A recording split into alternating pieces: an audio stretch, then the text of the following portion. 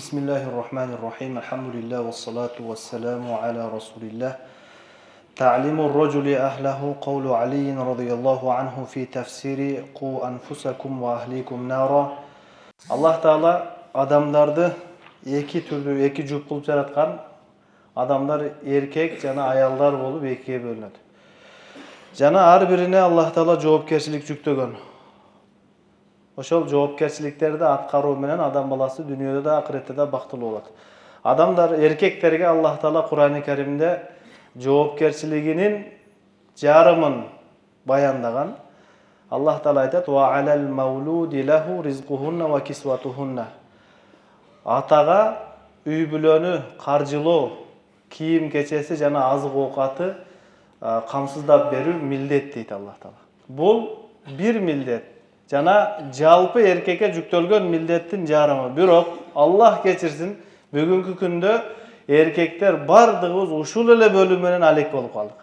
Кийим кечесин толуктап берүү жана азык оокатын толук кылып берсем эле болду деп калганбыз. Бирок Аллах Таала Кур'ан-ы Каримде башка аятта дагы биздин калган жоопкерчилигибиз жана жоопкерчиликтин негизги бөлүгү тууралуу баяндайт жана ошол айткан аятты Али радыйаллаху анхунун тафсирлеп бергени тууралуу Хаяту сахабада мындайча айтат. Аллах Таала Кур'анда айтат: "Ку анфусакум ва ахликум нара."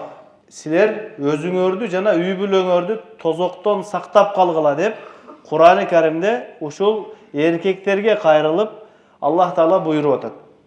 Мунун маанисин Али радыйаллаху анху айтат: "Аллиму анфусакум ва ахликум ал-хайра." Өзүңөргө дагы, үй бүлөңөргө дагы жакшылыкты, жакшы туура жашоону үйрөткүлө дейт.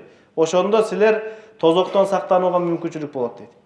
Аллах кечирсин, бирок буга бизде убакыт жок. Эртеден кечке чейин алардын кийим кечеси жана азык оокатын керегинен дагы ашыгыраак кылып толуктап берем деп аракет кылып чарчап калып, негизги мээнетке, негизги тапшырманы аткарганга келгенде уктап калабыз. Же башка нерсе менен алек болобуз дагы.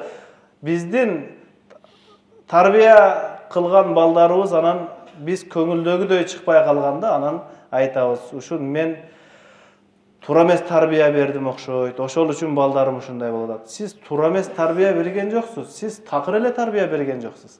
Ошол үчүн балдарда сиз күтпөгөн жана сизди кайгырткан абалдар кездешип атат да. Ушул эле сөздү Имам Табари рахматуллахи алейхи тафсиринде Али радыйаллаху анхудан мынтип айткан деп бир аз башкачараак айткан экен: "Аллимухум ва аддибухум." Балаңарга, үй бүлөңөргө илим үйрөткүлө жана аларга адеп үйрөткүлө дейт. Ал адеп үйрөтүү кандай? Адеп үйрөтүү жалпылай азайып баратат. Барлар дагы жөн гана сөз менен баласына: "Эй, жакшына болгун." Бул жакшына болгондун ичинде аябай көп маанилер бар да. Ал маанилерди отуруп териштирип отурсак, өзүбүз да бардыгын айтып бере албайбыз. Анан кичинекей бала аны толук түшүнбөйт. Анда эмне кылыш керек? Элибизде жакшы макал бар: "Куш уясында көргөнүн кылат." Ал куштар үчүн айтылган эмес ал. Аны бардыгы билет. Куш уясында көргөнүн кылат. Куштун ошол энеси тоок болсо, ал учпайт. Эгерде бүркүт болсо, учат, ошону көрүп кыла берет. Ал кушка айтылган эмес. Ал бизге айтылган. Ошол үчүн баланы тарбиялоодо, үй бүлөгө дин жеткирүүдө эң негизги таалимдин түрү Пайгамбарыбыз саллаллаху алейхи ва саллям үйрөткөн жана көргөзгөн амал көргөзүп бериш керек. Кантип намаз окуш керек, кантип башкалар менен мамиле кылыш керек. Ушуну үйрөтүш керек. Бирок кээ бир учурларда биз жакшыны үйрөтпөйбүз, үйрөткөнгө убакыт жок, бирок туура эмес нерселерди дагы үйрөткөндөр кездешет. Мисалы үчүн баласына айтат: "Эй, сен мынча жөнөкөйсүң, неге алданып кала бересиң? Сен да кичине алдасаң башкаларды" деп. Бул тарбия эртең барып айланып барып өзүңүздүн башыңызга катуу бир сокку болуп түшө турган нерсе. Мейли балаңызды бүгүн алдап кетип аткандар, ошондой бизче айтканда шустрилер, анын достору алдап кетип аткан болушу мүмкүн, бирок акыйкатта алар алданып атат, чынчыл сиздин балаңыз туура иш кылып атат. Аны дагы буруп алабыз. Анан даттанып арызданып келет: "Балам жалган сүйлөп атат, кылган ишин кылдым деп мойнуна албай атат. Эмнеге?"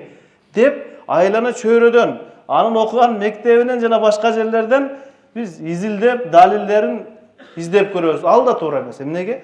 Үй бүлөдө көнүмүш адат болуп калган, жалган айтканды балаңыз эч кимден үйрөнгөн эмес, өзүңүздөн эле үйрөнгөн да. Мисалы, үйүңүзгө кошнаңыз келди, кошна баланча нерсеңди берип тургун, колдонуп турайын. Биздин сараңдыгыбыз балабыздын жалганчы болуп тарбияланышына өтө чоң таасир көргөзүп атат. Ал буюм бош турса дагы, иштелбей атса дагы айтабыз, жок, бош эмес болчу, иштетип атат болчумун. Бала бул акмак эмес да, көрүп атат, бар, бош, короодо дат басып жаткан нерсе берилген жок. Жалган айтылды, демек мен дагы айтсам болот экен деп, алар көрүп туруп тарбияла турган учурда туура эмес нерселерди көргөзүп алабыз дагы, анан бизден көргөн нерселерди кайталаганда чыдабайбыз да. Өзү кылган ишке чыдабаган өзү дүйнөдө бир түрдүү кесиптин ээлери бар да. Алар футболисттер. Өзү алдайт, бирок алданганды жаман көрөт да. Biz de ошого окшош болуп калдык. Өзүбүз алдайбыз балдарды, анан биз де алдаганда ага чыдабай калабыз. Анан дагы даттанабыз. Эмне болуп атат? Чөйрө бузулду, заман бузулду. Заман ошол эле ойдон, чөйрө дагы ошол биз курган эле ойдон болгон маселенин негизи бизде турат. Ошол үчүн биз оңолуш керек болот. Ал үчүн эмне кылабыз? Балдарга туура тыянак чыгара турган бир окуяларды айтып берип, алардын ой жүгүртүү деңгээлин жогорулатыш керек. Ага вакыт бөлүш керек. Биздин убактыбызды көбүрөөк алып койгон нерсе жанакы эле бизде азгырып аткан телефон. Ошол үчүн бала бакчалардын бирисинде бир баладан сураганда, эжекеси тарбиячысы, сен чоңойгондо эмне болгуң келет, эмне арманың, эмне кыялың бар десе, мен ошо телефон болгум келет дейт экен. Эмнеге муну тандадың? Себеби атам менен апам мага бөлгөн убакыттан караганда телефонго бөлгөн убактысы көбүрөөк. Менин курсагым айтса тамак бериши мүмкүн го, бирок курсагым ачкандан кийин берет. Телефону заряды түгө электе сайышат ага депчи. Ага көбүрөөк маани беришет. Ошол үчүн бүгүнкү күндө биздин келечегибиз болгон ошол балдарга эмне мамиле жасаш керек? Курсагын тойгозуу, кийим алып берүүгө аракет жасаганга Аллах буйруган. Ошонун негизинде чарчап уктап калууга буйруган эмес Аллах Таала. Пайгамбарыбыз хадисте айтат, адам баласы энесинин курсагында алгачкы бир жаралуунун алгачкы этаптары өткөндө, 40 күн өткөндө бир периште келип анын эмне жеп, эмне ичет экенин баарын жазып кеткен. Болгону бизден бир аз аракет. Бирок биздин мойнубуздагы негизги милдет аларга туура тарбия бериш керек. Арабтарда жакшы сөз бар. Факиду шай ла ю'тик. Өзүндө жок сага эмнени берет эле деп. Өзүбүздө тарбия керек болгон себептен Аллах жолуна чыгабыз, тарбия үйрөнөбүз, үйрөтөбүз. Жана тарбиялык маанини камтыган сөздөрдү айта албасаңыз, тарбиялык маанини камтыган сөздөрү жазылган китептерди, фазаил китептерди, талим китептерин окуп, талим өтө сүйүңүздөр. Ошондо үй бүлөгө туура тарбия жеткирүүнүн бир аракетинде болгон болуп саналабыз. Аллах Таалам бардыгыбызга тозоктон өзүбүз дагы үй бүлөбүз менен сактанып калуу насип кылсын. Ва ахиру дa'wana алхамдулиллахи rabbil alamin.